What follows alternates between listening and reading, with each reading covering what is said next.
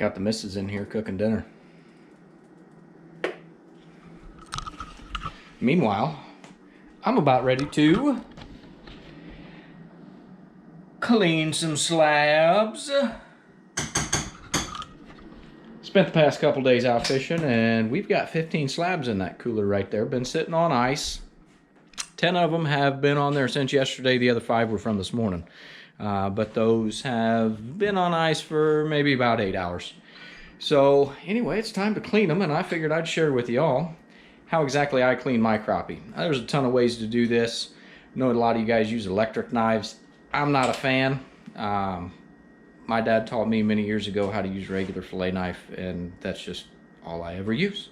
And I don't like wasting fish, so I don't try to use an electric because I know I'm probably going to lose a lot of meat. And if you're going to catch these fish, you're going to keep them, you're going to clean them, you're going to eat them.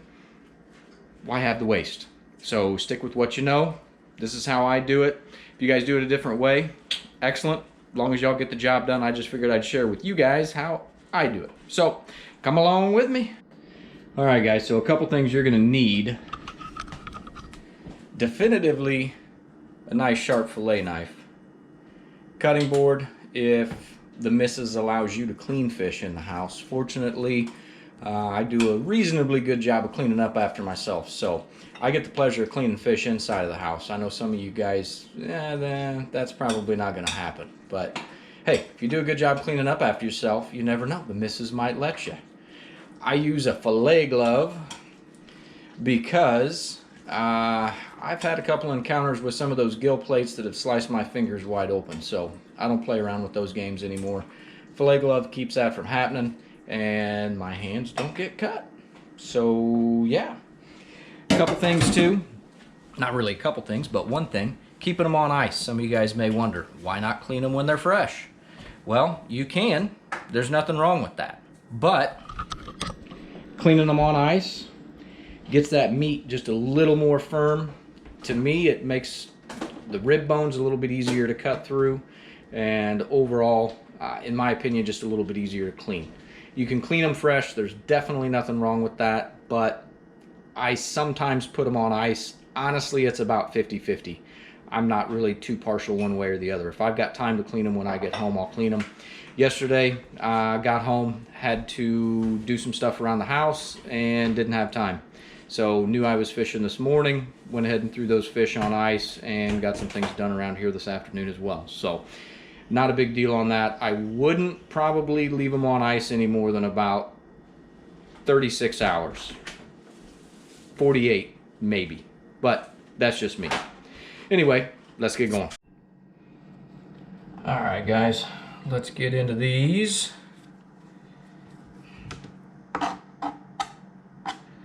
Actually already did one fish, but unfortunately had a battery die on me. And then in replaying the video to make sure that it actually filmed, well, I saw that it was froze. So what I got, guys, look at these. They've got some real nice shoulders on them. Got into some real good fish the past couple of days. Ended up with a limit yesterday and 5 today. Cleaning these, what I do, pull this side fin back there. I'm going to take this knife right behind the gill plate all the way down to the backbone. Turn your knife sideways, and I tend to take the top end of the knife down through the rib bones. Once I'm through those, bring it down along the belly and right down to the tail. Flip your fillet over, and I'm just going to take this right down to the skin and let my knife do the work. Again, if you guys got a nice sharp fillet knife, there's not going to be a lot of effort in this. If you're putting a lot of effort in it, your knife's not sharp enough. I do cut this skin side off, get it out of the way. That way when I flip the fish over, I'm not messing with that. Now a lot of guys do fillet underneath the rib cage. I don't really think there's enough meat there to worry about. That's just me in my opinion. If you guys save it, hey, you're not doing anything wrong. They're your fish, right? A lot of guys also don't take advantage of this little bit of belly meat right here. Now I do, and I'll just take and pull that off rib cage there, and that's what you're left with. Just a real nice fillet.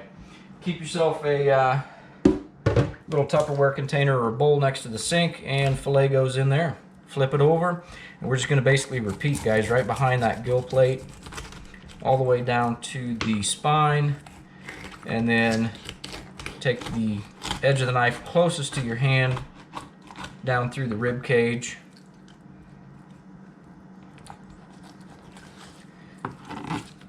Sometimes this side of the belly gives me a little bit of problem, so I'll come in here and make a little cut right there, and then that allows me to get the most belly meat off of that side as possible.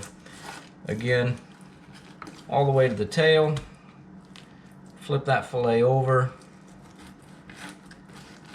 and down along the skin.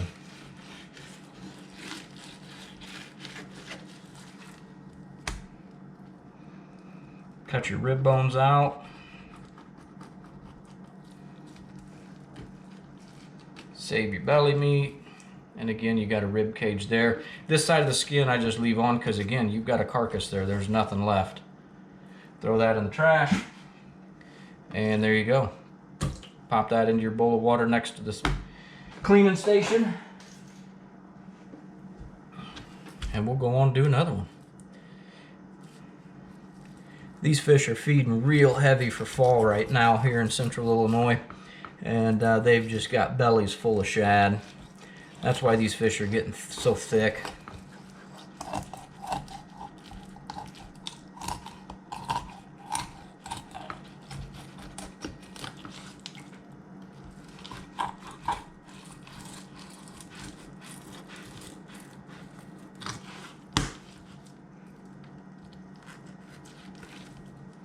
Now see there? That happened, right? Don't freak out.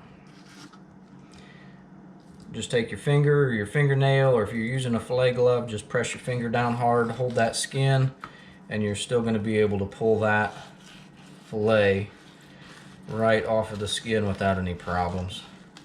Sometimes if you go too close to the tail, something like that will happen. Again, not a big deal. You just got a head start in getting that out of the way.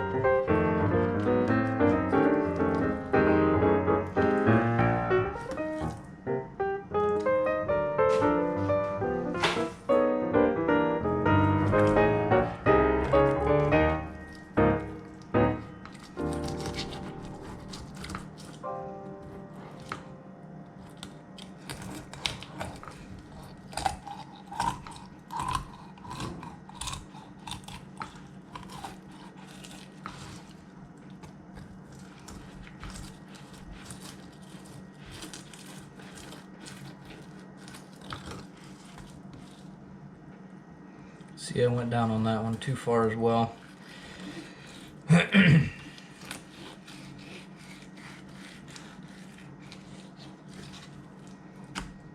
But again, you can see, not a problem. Just get a hold of that skin and you're able to pull that fillet off without an issue.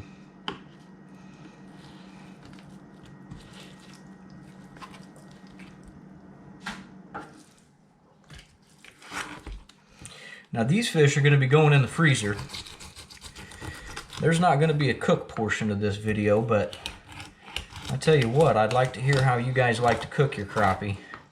I've made them lots of different ways. Obviously, there's the traditional fry method with your favorite breading.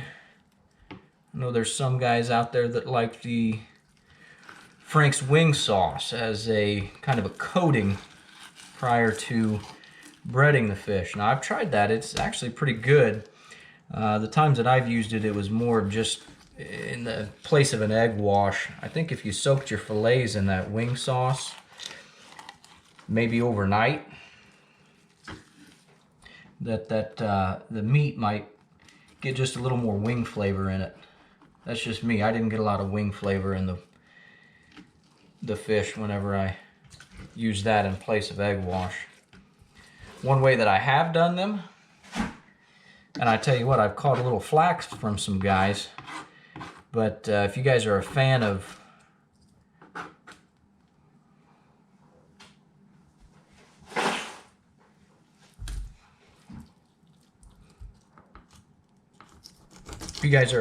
crab cakes, I've made crappie cakes,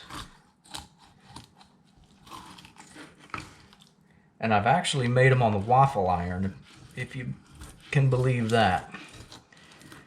Yes, they look like waffles. Yes, they taste like crappie cakes, and they were amazing.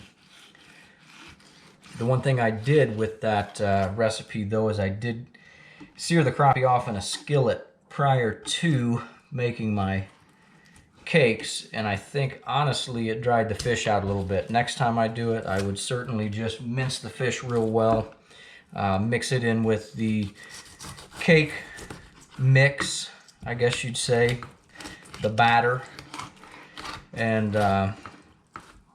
let the fish just cook on the waffle iron. I know that sounds crazy, right? Cooking crappie on a waffle iron.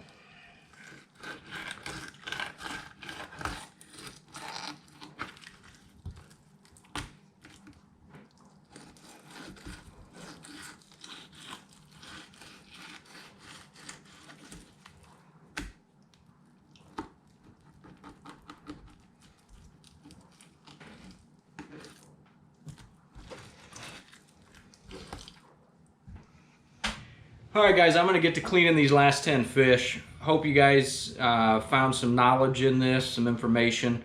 If maybe you haven't cleaned fish before or something like that. But appreciate you tuning in. Again, hit that subscribe button. Notification bell if you guys want to be notified of all my upcoming videos.